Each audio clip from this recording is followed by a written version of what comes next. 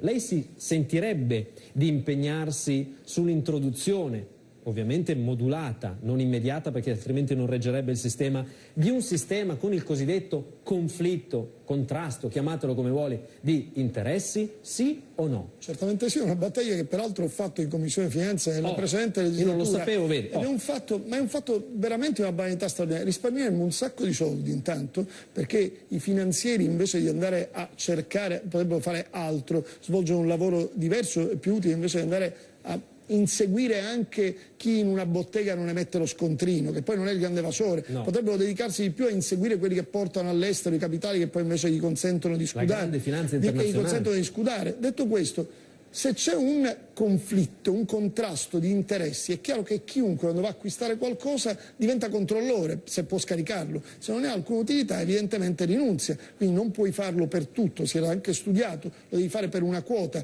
ma se tu già puoi scaricare il 30%, il 40% di ciò che acquisti, è chiaro che hai tutto l'interesse ad avere quella ricevuta per potertelo scaricare dalle tasse e quindi controllerai chi la deve mettere. Hai risolto il problema. C'è un altro tema che ed è una battaglia dell'Italia dei Valori che, voglio dire, non c'è continuità nella nostra azione. Qualcuno dice ma c'è continuità. No, c'è coerenza nella nostra azione, con i nostri valori, con i nostri principi.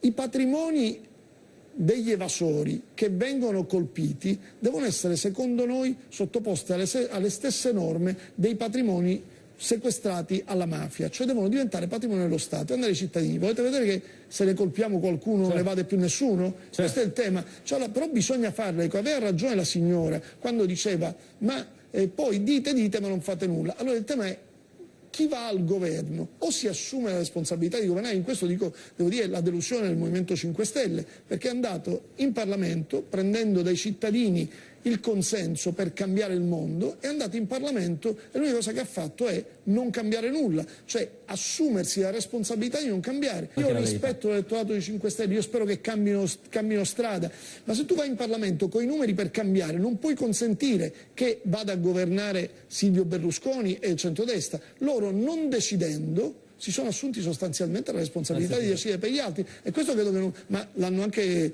capito i cittadini.